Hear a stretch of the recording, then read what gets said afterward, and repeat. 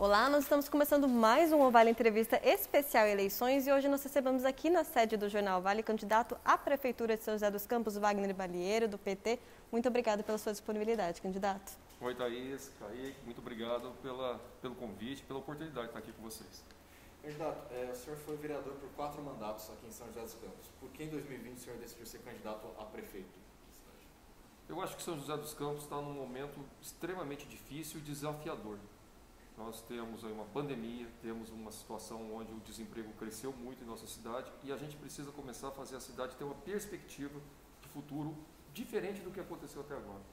E houve, diante desse cenário todo desafiador, também um consenso dentro do partido, toda uma discussão com várias lideranças, de que diante de toda a situação que a gente vê no governo federal, no governo estadual e também no município, é importante a gente mostrar para as pessoas que existe outro caminho, onde a gente pode retomar o desenvolvimento da cidade, mas valorizando princípios que a gente sempre precisa ter, que estão garantidos na Constituição, como democracia, participação popular, transparência, ter a política como algo bom para ser sempre utilizado a favor da inclusão social, da diminuição da desigualdade e do desenvolvimento da cidade.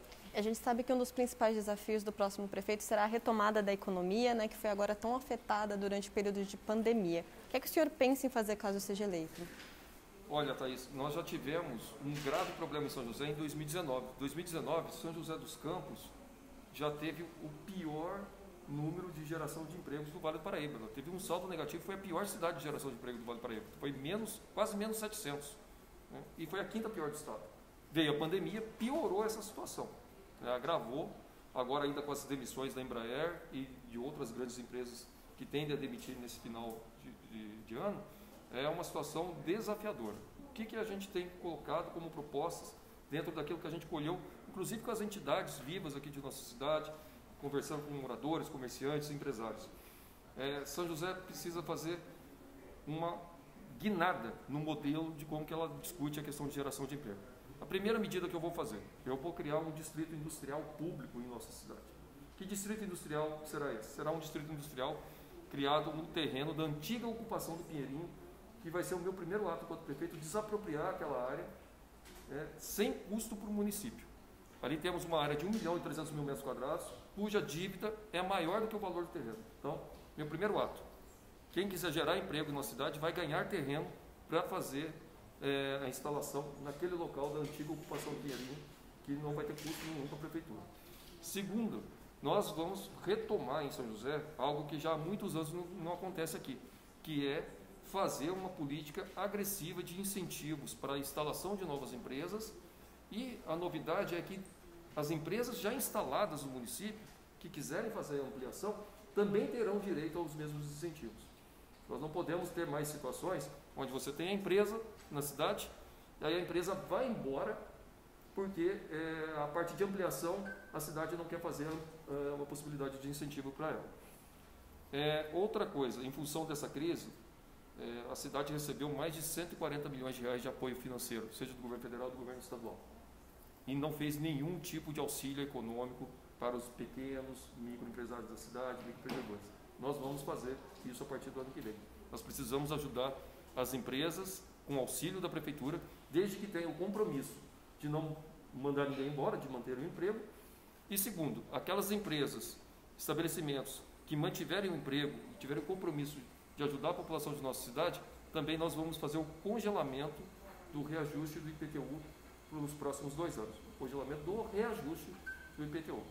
E para finalizar, nós vamos criar uma grande frente de trabalho, com o apoio da prefeitura, ampliando para 4.000 pessoas nessa frente de trabalho, priorizando a juventude, e dentro desse trabalho de inclusão, a frente de trabalho vai ter que ter uma parte ligada à qualificação, para poder qualificar mais esses trabalhadores, e priorizando a juventude, e ao mesmo tempo nós vamos restabelecer um direito que foi perdido nos últimos anos, que é ter o direito ao 13º. Candidato, além dessa parte econômica, caso o senhor seja eleito, quais devem ser as prioridades, as áreas prioritárias do seu governo? Muitas das nossas prioridades vai ser ligada à questão de como ajudar a população a superar essa crise nesse momento e fazer São José retomar o desenvolvimento. Então, além dessa parte econômica, nós vamos, por exemplo, na área de mobilidade urbana, nós vamos implantar a tarifa de R$3. Como que a gente vai implantar essa tarifa de R$3 no município?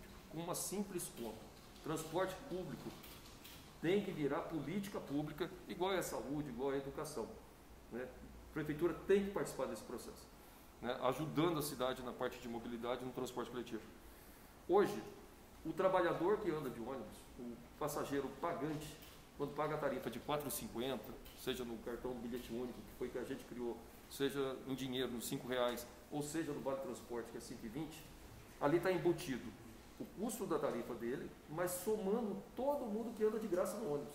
Então, por exemplo, o idoso que anda de graça, que tem direito da gratuidade, o estudante que tem direito à meia tarifa, e as pessoas deficientes que também têm a gratuidade, eles hoje, todo esse custo, quem paga é o passageiro que anda de ônibus. E não é justo isso. Nós teremos incentivar a Thaís, o Kaique e eu andar de ônibus e a gente que paga a gratuidade. O que a gente vai fazer? A conta é simples. A prefeitura vai assumir o custo da gratuidade. Não vai ficar mais colocando na passagem. Quando a gente faz isso, a gente diminui de 30% a 40% o valor da tarifa. Porque esse é o percentual de passageiros não pagantes que tem no sistema de transporte coletivo de São José, conforme os próprios dados da prefeitura. Então nós vamos implantar a tarifa de R$3 com a prefeitura assumindo a parte dessas gratuidades, porque esses direitos do idoso, da pessoa com deficiência e do estudante tem que ser mantido. Mas quem vai assumir essa parte é a prefeitura. Qual o recurso que vai pagar isso? IPVA e o atual imposto que já existe sobre as empresas de aplicativo na cidade. Nós vamos direcionar o recurso para isso que já existe no orçamento. Também... Deixa eu só fazer mais uma pergunta em relação ao transporte, depois a gente volta nesse ponto. Eu ia falar, se eu colocar no negócio do transporte, como a gente está tendo a oportunidade de discutir um novo modelo de transporte, nós não vamos mais demitir os cobradores também. Nós não tem cabimento, numa crise como essa, nós tirarmos 700 pais de família de emprego agora, numa crise como essa, porque esse modelo novo que eu colocando aí, sequer garante que a tarifa ia ficar mais barata se tirasse o cobrador. A gente está falando dessa questão de derrubar o valor da tarifa, quando no governo do PT, logo no primeiro mês de mandato, vocês, quando o senhor era secretário de transporte público, vocês aumentaram a tarifa de ônibus em 17,8%. A minha pergunta, na verdade eu faço a pergunta o que mudou o que acontece na cidade que é possível fazer essa proposta que o senhor falou agora de baixar a tarifa, porque não era possível fazer isso na época, pelo contrário, não houve um aumento tão grande percentual. Duas situações que mudaram. Primeiro, que naquela época a gente estava com um contrato feito pelo próprio PSDB em 2008. E um contrato que privilegiava que as empresas tinham que ter lucro e que a conta de qualquer tarifa tinha que ser colocada toda na população. Né? Depois, nós tivemos uma outra mudança que foi a Lei Nacional de Mobilidade Urbana, que surgiu depois. E essa lei, ela colocou a possibilidade de colocar o transporte coletivo como política pública e colocar a prefeitura também como parte do processo de tarifa. Você pode ter tarifa de remuneração do serviço e tarifa pública cobrada do usuário. Um governo bancando parte dessa tarifa de remuneração, fazendo a tarifa pública ficar mais barata. Então teve essas duas mudanças, né? Nós vamos ter agora, e foi importante o Tribunal de Contas ter barrado a licitação, para a gente não deixar a nossa cidade ter por mais 10 anos essa mesma situação, que o contrato que o PSDB está querendo fazer é exatamente o mesmo modelo de 2008. Um contrato onde coloca todo o custo do transporte no passageiro pagante. O que eu tive que fazer lá em 2013 foi simplesmente ter que obedecer um contrato feito pelo PSDB. Agora a gente está tendo a oportunidade de mudar o contrato, porque já venceu, o atual governo não fez no prazo certo, que era para ter feito ano passado, deixou para fazer agora na véspera da eleição, fez uma proposta de licitação horrível, que já foi barrado no Tribunal de Contas e que está sendo até modificado por eles, mas a gente espera que com o processo eleitoral, ganhando a eleição, a gente vai fazer todo ele novamente, mas com essa lógica, transporte coletivo sendo política pública. E falando do governo atual, quais são aqueles projetos que o senhor manteria e quais o senhor não gostaria de dar seguimento? Então, eu falei aqui com relação à questão da retomada da cidade aqui na parte de desenvolvimento econômico. A cidade parou com relação a isso, então a gente vai precisar retomar. Um projeto que eles mexeram para pior foi o programa de frente de trabalho. Nós tínhamos o PIC na época do governo do Carlinhos, que tinha 13º, tinha bastante curso de qualificação e tinha mais pessoas. Eles criaram esse modelo chamado Pró-Trabalho, ficaram 2 anos sem ter nenhuma ação social nisso daí, e ainda tiraram o 13º dessas pessoas. E prejudicaram não deixando participar jovens e desempregados com mais de 30 meses. Então nós vamos mexer nesse projeto, incluindo outras pessoas, incluindo inclusive a juventude e o 13º. Nós vamos mexer para melhor em toda a questão do programa Casa Joseense, que na verdade aquilo ali é uma mentira. Na verdade, o Casa Joseense não criou o programa habitacional, a fila só aumentou, a população hoje está sem perspectiva de ter um programa habitacional para atender a população que mais precisa de casa. Então, nós vamos retomar o programa habitacional. E também outra mentira muito falada é a história do projeto de regularização. Nós temos uma oportunidade enorme hoje, com base numa legislação federal criada em 2017, a Lei 13.465, que é um aperfeiçoamento do Minha Casa Minha Vida, que dá a possibilidade da gente regularizar a cidade toda. Os bairros que ainda não têm documento, as cidades, os bairros urbanizados que também ainda não têm escritura. E o que aconteceu? A prefeitura aqui criou um modelo que trabalha com a lógica de que a conta da regularização é do morador, de fazer topografia, de organizar o seu bairro ali. E isso não tem condições de acontecer, tanto é que não aconteceu até hoje. Né? É um processo muito simples, muito barato e que a gente pode estar fazendo. Agora, obras. Qualquer obra que tiver iniciada, eu sou da linha, eu sou joseense e quero ver a cidade sem ter nenhum prejuízo com obras, que já basta os problemas que obras a gente já teve em função de erros, de decisões equivocadas aí no passado. Nenhuma obra que já começou será paralisada no nosso governo. Todas as obras vão continuar até ter o seu término e a conclusão. Eu sei disso porque quando eu fui fazer a duplicação do viaduto Canedo, né, dos 2 sentidos, eu peguei um negócio totalmente abandonado, com problemas, e se simplesmente eu ficasse brigando e não resolvesse o problema, a coisa ia ficar pior lá na frente, o custo ia ficar maior. Então, eu sou da linha de que a gente tem que resolver o problema. E obras vão continuar acontecendo, aquelas que já tiveram contrato, vai continuar acontecendo. Nós vamos retomar o antipoeira, que foi paralisado, e nós temos um monte de bairro aí que precisa disso em nossa cidade, principalmente Zona Norte, algumas estradas da Zona Sul, tem também na Zona Leste. Nós vamos fazer o plano de monitoramento, e que tem que virar lei, o plano de monitoramento de redução de risco, das áreas de risco. O projeto está pronto, foi feito no governo do Carlinhos, começou no governo atual, eles não concluíram. A gente precisa fazer isso virar lei e começar a aplicação desse plano para fazer as obras eliminando as áreas de risco da cidade. Curiosamente, os valores para a gente eliminar as áreas de risco da cidade, se a gente ao invés de ter feito a ponte estaiada tivesse feito isso, a gente já não teria área de risco no nosso município. Candidato, você falou de alguns projetos da gestão que vocês tiveram no PT, eu queria agora falar um pouquinho do lado contrário. Claro. 4 anos de mandato, e daí o PT deixa a cidade, o PSDB volta. Eu queria que nessa eleição, o Carlinhos, o ex-prefeito Carlinhos Almeida, ele teve mais de 1/3 dos votos do Felício, e o Felício acabou sendo eleito. Eu queria que você falasse assim, quais a senhora avalia que foram os erros do governo do Carlinhos, os erros do governo do PT aqui em São José, que levaram a esse resultado que ele não conseguisse ser eleição? Nós tivemos no final de 2015, 2016, um cenário econômico muito adverso e o clima político nacional influenciou muito na eleição municipal. Isso não foi só em São José dos Campos, foram praticamente todos os lugares onde o PT governou.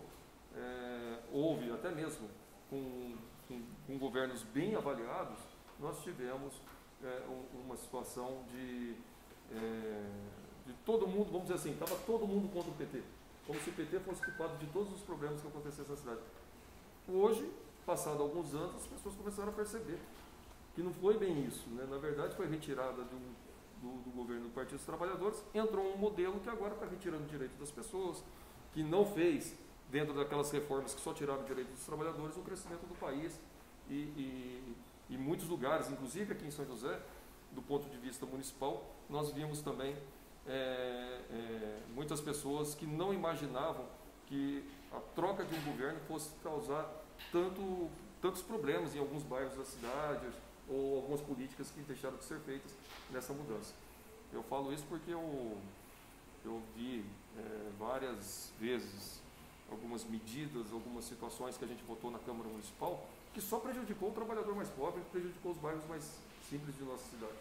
Quando, por exemplo, a gente coloca, e aqui teve uma cobertura muito grande do jornal, quando, por exemplo, a gente fez o debate em 2017 sobre a questão da taxa de lixo e do IPTU. Aumentou dos mais simples, aumentou dos comércios menores, aumentou das indústrias menores, né, e diminuiu dos grandes. Né. No final, a receita total da prefeitura é a mesma, praticamente, na parte de taxa de lixo. Mas criou uma injustiça social muito grande. As pessoas percebem isso agora.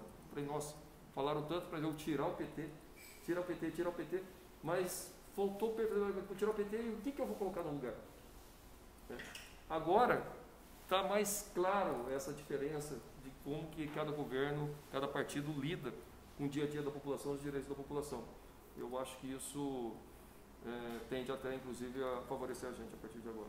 Mas, voltando aqui ao governo do PT aqui em São José, quais você acredita, então, que tenham sido erros do Carlinhos aqui que o senhor não cometeria em um desenvolvimento do senhor? Olha, o Carlinhos, ele trabalhou um processo muito importante aí de bandeiras históricas, como a retomada da habitação, a questão da regularização, obras viárias importantes. Eu tive a alegria de participar junto com ele aqui na cidade.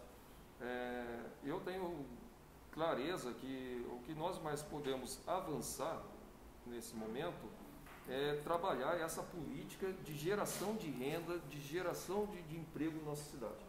Isso, mesmo todo num cenário adverso que o Carlinhos também teve, e a gente vai ter aqui também, a gente pode entrar mais forte nessa área. Né? A gente precisa entrar mais forte nessa área. Né? Eu acho que esse é um item que a gente precisa realmente trabalhar em nosso município, criando políticas de incentivos, de atração de empresas, de uma maneira urgente no município. Né? E caso o senhor seja eleito, o senhor pretende convidar pessoas que integraram a gestão Carlinhos para fazer parte do seu secretariado? No meu governo só terá gente de São José, e se eu não tiver essas pessoas, será só servidor público. Assim, direto, tranquilo, para ninguém ter. Será de São José, pessoas. Se trabalhou no governo do Carlinhos e foram boas pessoas, não tem problema nenhum. Mas tem que ser de São José, e se não tiver pessoas, se a gente puder, e eu acho que inclusive é melhor, aproveite o servidor público. Porque nós vamos ter que diminuir um pouco o tamanho da máquina também. Quando eu pego, por exemplo, a Urban, que tem 80 cargos comissionados, sendo que 30, 40 cargos desses aí, que eu tive que entrar na justiça para saber o nome, e a gente sabe que são cargos eminentemente políticos, não tem nada a ver nem com a atividade da empresa, né? Só aí a gente fala de alguns milhões por ano que poderiam ser retirados, né, e economizados para fazer outros serviços. O senhor falou no seu plano de governo, tem uma proposta em relação à Guarda Civil Municipal, de transformar em uma espécie de polícia cidadã que não fique competindo com a polícia militar, vamos dizer assim. Eu queria saber a opinião do senhor sobre o uso de armas de fogo por parte da GCM, se o senhor é a favor ou contra, e se isso seria um debate no seu eventual governo.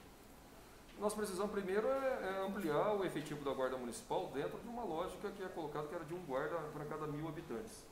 Nós temos 700 mil habitantes em São José, 730 mil habitantes em São José, teria que ter 730 guardas. Hoje a gente tem metade disso. Não chega em torno de 50% da quantidade que seria o ideal. Então você tem uma ampliação de efetivos. A Guarda Municipal, ela tem uma importância fundamental aqui, desde proteção do patrimônio público, mas há também a necessidade da Guarda Municipal, dentro daquilo que ela pode fazer, de ajudar a proteger as pessoas, as famílias de nossa cidade. Nós já temos parte da Guarda Municipal que utiliza armamento, que já tem autorização para a questão do armamento. Né? O que nós vamos ter que trabalhar é uma integração maior de Guarda Municipal, Polícia Militar, fazer aí uma rede entre todas as equipes e pessoas que lidam com a questão de segurança, para trabalhar, cada um dentro da sua função, né, o fortalecimento desse papel. Eu acredito muito mais na Guarda Municipal trabalhando, ajudando as famílias, protegendo o patrimônio público, trabalhando no processo de prevenção, de presença na cidade, né, nos lugares que são mais necessários, para ajudar a nossa cidade. Muito mais do que transformar a Guarda Municipal numa polícia militar, porque a polícia militar já está para isso, né? Então a Guarda Municipal ela tem que ter esse outro papel mais de cidadania. Você acha que haveria esse debate de uso de armas? Porque, por exemplo, a gente tem cidades da região, em Taubaté, por exemplo, né, já está essa implantação em andamento. Você acha que haveria isso? São José já tem, né? São José já tem isso. São José há muitos anos já tem. Eu digo Você pensa em reduzir, talvez? Não, essa situação, do jeito que ela já está hoje, já está o suficiente. O que a gente precisa é trabalhar o papel da Guarda Municipal para proteger as pessoas, ajudar as pessoas dentro de um conceito de a gente ter a menor prática de violência possível na cidade. Tá certo, candidato. Só para a gente voltar um pouquinho no transporte, o governo Carlinhos apostava no BRT, a gente sabe que o governo Felício no VLP, e a gente gostaria de saber, caso o senhor seja eleito, o senhor pretende levar adiante o projeto da linha verde? São 3 coisas diferentes aí. Primeiro que o BRT era uma situação, o atual governo cortou, jogou fora o projeto, que era importante para a cidade, que era você criar um sistema de viagens mais rápidas nas atuais linhas de ônibus. Então esse era o BRT nas principais avenidas já existentes da cidade. Isso é uma situação. A segunda situação, que o tal do VLP, que é um ônibus elétrico, a proposta da atual administração é colocar esses ônibus numa pista que nem existe ainda. Ele não vai atuar no atual sistema de transporte coletivo. Então o BRT era uma coisa. Quando eu dei a entrevista aqui para vocês algumas vezes, eu falava assim, estava muito bem para você ter o BRT e ter a linha verde. Uma coisa não exclui a outra, mas uma coisa não exclui a outra e uma coisa não substitui a outra, de maneira nenhuma. Porque a linha verde não vai resolver o problema do ônibus de quem tem que sair, por exemplo, do Campos Alemães, ir para o Novo Horizonte, que tem que ir para a região central, que tem que ir para o Alto da Ponte, que tem que ir para a região do Putim. Os corredores de ônibus que precisam ser feitos para tornar as viagens mais rápidas era a proposta do BRT. Lamentavelmente, perdemos esse financiamento, que era um financiamento que ia transformar a cidade num modelo de transporte de referência para o país, similar ao que tem em Curitiba, que tem em Bogotá, que era criar vias exclusivas para o ônibus, sem o ônibus participar do congestionamento do carro e com embarque mais rápido nos pontos. Esse era o BRT. Então, o que nós precisamos fazer, e já colocamos no nosso plano de governo? Nós vamos fazer medidas na cidade, intervenções viárias, dentro daquilo que for possível dos recursos da nossa cidade, para, nos pontos maiores de congestionamento de ônibus, transformar em vias mais rápidas de ônibus, colocando vias exclusivas de ônibus, exemplo do que eu fiz na região central, para que o ônibus saia do congestionamento do carro, para que a gente possa ganhar mais confiabilidade no transporte coletivo em relação a tempo. No período da tarde, ninguém consegue cumprir o horário no ônibus, porque o ônibus fica participando do congestionamento do carro. A gente precisa tirar o ônibus do congestionamento do carro. Essa é uma situação. Então, nós vamos criar uma proposta, nós já temos uma proposta em relação a isso, principalmente nos pontos mais de congestionamento da cidade. A parte da linha verde, que eu até achei estranho esse nome, porque a única coisa que essa obra vai fazer, que ela nem começou ainda direito, porque ela está com 1% feito até agora, na primeira parte, a única coisa que ela vai fazer é tirar o verde. Né? Mas o que acontece? Ali é uma ligação viária da Zona Sul para chegar na Zona Leste. Um projeto que vai ultrapassar 1, 2, 3 governos. Eu não vejo problema nenhum da gente continuar essa obra, eu acho que ela é importante, e você cria um novo eixo, que é uma oportunidade que aconteceu, porque agora você não tem a linha de transmissão naquele local. Não vai enterrar a linha de transmissão nenhuma, não vai acontecer nada disso.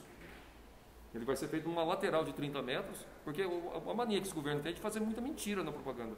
Na verdade, você tem uma faixa de 30 metros na lateral, que já não tem torre ali no trecho da Zona Sul. Então, é isso que aí vai ser feita uma pista ali. Uma obra que já está em 5 meses, já de contrato, que tem 1% feito. Foi muita propaganda para pouca... E sabe por que está com 1%? Porque é uma obra de mais de 50 milhões que começou sem projeto executivo. Não tem projeto. Aí você faz o projeto, aí o projeto começa a mudar tudo que tem que estar lá na planilha. Agora, eu não concordo e acho equivocado o momento, em plena crise, a prefeitura ter gasto quase 40 milhões comprando um ônibus elétrico. E esses ônibus elétricos, se chegarem antes, tem que colocar nas linhas onde tem o povão pegando ônibus. Põe na mesma linha do ônibus do Campos Alemães, do Colonial, do Novo Horizonte. Porque é lá que está o passageiro. Não é na linha verde que vai estar o passageiro, é lá. Nas linhas lotadas que nós temos na cidade. Mas, nesse momento, os 40 milhões de reais quase que foram gastos com isso, foram de maneira equivocada. Eu deveria... lógico que a gente vai continuar a compra, porque já está comprado, já está, não tem o que fazer. Mas eu vou pegar esses ônibus e colocar onde o povo está andando de ônibus. Não vou colocar num lugar que ninguém está andando de ônibus. Uma das principais polêmicas da atual gestão do governo foi a construção do Arco da Inovação, que custou mais de 60 milhões de reais, e tem toda aquela polêmica envolvendo o financiamento do BID. Para o Ministério Público e a Defensoria Pública, inclusive, a obra foi feita sem estudos necessários que comprovassem a eficácia ou não. Queria saber a opinião do senhor a respeito disso. Eu concordo com toda essa opinião do Ministério Público e da Defensoria. Esse arco do atraso, ponte estaiada, o que não tem ali é inovação, porque uma obra que só privilegia o carro, não privilegiou o transporte coletivo, que não estava previsto em lugar nenhum, que não foi consultado ninguém, que não foi estudado outras alternativas, que começou sem projeto, que não tirou nenhum semáforo debaixo da ponte, que todos estão lá ainda do mesmo jeito, e pior, que é um financiamento indireto que vai ficar para o próximo governo pagar as contas. Ela não está paga, vai ficar para o próximo governo pagar as contas numa variação em dólar, porque foi um financiamento indireto. O BID não financiou ela diretamente, mas foi feito, pegou obras quitadas, inclusive até da gestão passada, para refinanciar obras quitadas para ter o dinheiro para fazer ali a ponte estaiada. Então, é um financiamento indireto, quase que uma pedalada que tivemos ali para fazer o pagamento da empreiteira. Mas a conta ainda ficou para a prefeitura pagar. Foi equivocado esses mesmos 70 milhões quase, colocando os outros custos indiretos, como o jardim de R$1 milhão, a iluminação cênica de 350 mil, mais a iluminação especial que tem que fazer na ponte, além da própria obra que foi, e as desapropriações que houveram, esse mesmo valor a gente poderia ter feito outras obras viárias mais importantes na cidade, ou mesmo atuar em outras situações muito mais importantes do que ali. Eu não tenho nenhuma dúvida disso. Que aquilo ali foi um projeto pessoal, sem nenhum debate com a população, e com risco de não dar certo lá na frente. Aliás, não está dando, porque a ponte estaiada ela virou um local bom para fazer protesto. Todo mundo sobe ali na ponte estaiada, fica ali na parte de cima fazendo protesto. Tem protesto de banho escolar, protesto do pessoal contra o racismo, todo mundo fica ali na ponte fazendo protesto, porque não passa ninguém, então dá para fazer protesto à vontade. Já na área de educação, a gente sabe que no atual governo as novas creches ofereceram vagas apenas em horário parcial, mas estão situação que gera críticas dos pais que precisam trabalhar e, portanto, pedem pelo horário integral. Isso. Qual que é a opinião do senhor sobre essa questão? Primeiro, nós temos que acabar de verdade com a fila da creche. Porque se você entrar no site da prefeitura, todas as creches lá tem uma lista de espera. E eu ouvi o governo falando que zerou a fila. Não é verdade. Está lá, a fila está lá. Se entrar, você vê em cada uma das escolas, seja pessoalmente ou seja no site, está lá a fila. Precisamos ampliar o número de vagas de tempo integral. O atual governo fez pouca creche. Na verdade, ele entregou 5, 6 creches que tinham sido iniciadas no governo do Carlinhos, que praticamente estavam prontas, como a creche do Alta Ponte, creche do Santa Edviges, creche do Monte Rei, creche do Campos Alemães, e por aí fora, várias creches, creche de Pinheirinho, que já tinha sido iniciada. Então, as creches, elas precisam continuar um processo de ampliação e inclusão de período integral, inclusive nas creches que já tem período parcial, em alguns casos onde há espaço para colocar o período integral, a gente vai fazer. Tem creche que está, já cheguei a ver casos, né? Apesar de ter a fila, tem creches de período parcial que tem vaga. Por quê? Porque a população não consegue deixar a criança no período parcial, porque ela tem que gastar depois no segundo período, né? E muitas vezes, dependendo do lugar que ela mora, ela tem que gastar com transporte também.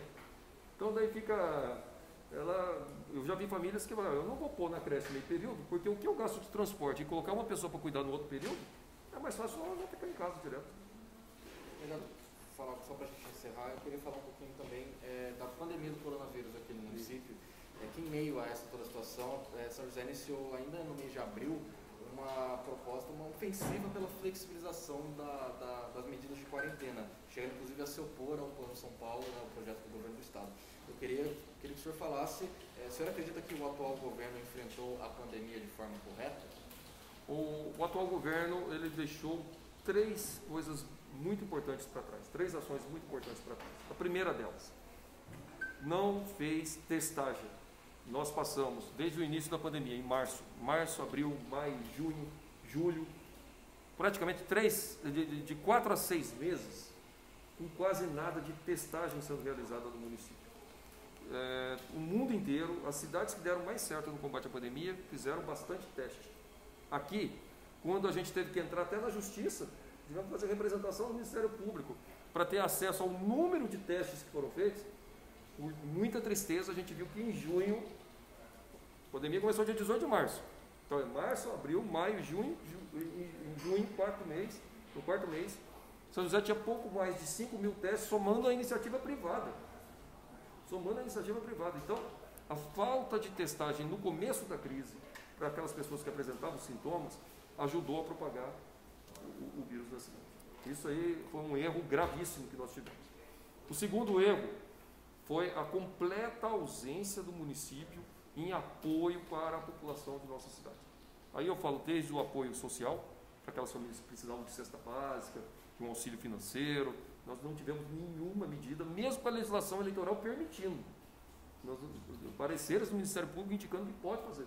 Então, a ausência de apoio social para as pessoas mais carentes e apoio econômico para alguns estabelecimentos, comércios, microempreendedores individuais no nosso município, a exemplo de que foi feito em outras cidades. Nós tivemos categorias aqui, Kaique, professores eventuais, transportadores escolares, são categorias que têm contrato com a prefeitura, mas que, em função da crise, eles não tiveram nenhum tipo de serviço. Então, eles não recebiam da prefeitura. Mas eles não conseguiam ter o auxílio de R$600 por ter um contrato com a prefeitura. Então, ele ficou com zero da prefeitura, zero do auxílio federal. A prefeitura poderia ter feito um auxílio para eles. Nós estamos falando de 1.000, 2.000 famílias. Ao mesmo tempo que deveria ter feito auxílio para eles e não fez, gastaram R$1 milhão, por exemplo, para fazer um jardim da Ponte Estaiada no meio da crise. É completamente absurdo. Esse foi o segundo erro, que foi essa ausência. E terceiro, essa disputa jurídica, ou suposta briga do governador, porque o prefeito aqui é o prefeito do Dória. Nós estamos falando aqui do prefeito do Dória, que é do mesmo partido. O que eles... obviamente que todo mundo sabia que ali não teria nenhuma chance de virar na justiça isso. Eu estou vereador do 4º mandato. Tem uma regra que é clara lá na Câmara Municipal para qualquer legislação. A lei municipal não pode contrariar a lei estadual, que não pode contrariar a lei federal. Isso a gente aprende em qualquer faculdade de direito. Então, quando você tem uma simulação de uma briga, uma simulação de uma tentativa da prefeitura fazer contrariar ao Estado, juridicamente era certo que não ia ganhar, e trouxe um desserviço porque você vai criando conflitos desnecessários no momento onde a gente deveria ter uma liderança, tentando unificar as opiniões, ajudar a população. Então, foi, para mim, uma atitude política que só prejudicou a cidade. Agora eu vou pedir para o senhor fazer uma rápida consideração final para o eleitorado que nos assiste. Eu queria primeiro parabenizar, agradecer a oportunidade de estar aqui fazendo essa conversa com vocês. Gostei muito das perguntas. Se pudesse, a gente ficaria mais algumas outras aqui.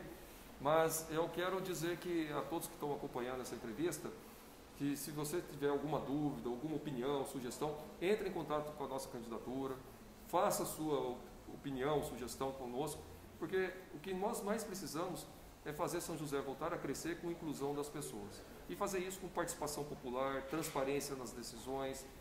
É uma cidade que eu tenho muito orgulho de ter nascido, de ter construído a minha vida aqui, e eu tenho certeza que a gente pode fazer muito mais e melhor para todos se a gente fazer da maneira correta todas as ações da Prefeitura. Candidato, obrigada novamente pela sua disponibilidade, viu? Obrigada também a você que nos acompanhou. Peço para que continue nos acompanhando a nossa cobertura do Vale Entrevista Especial Eleições. Até mais.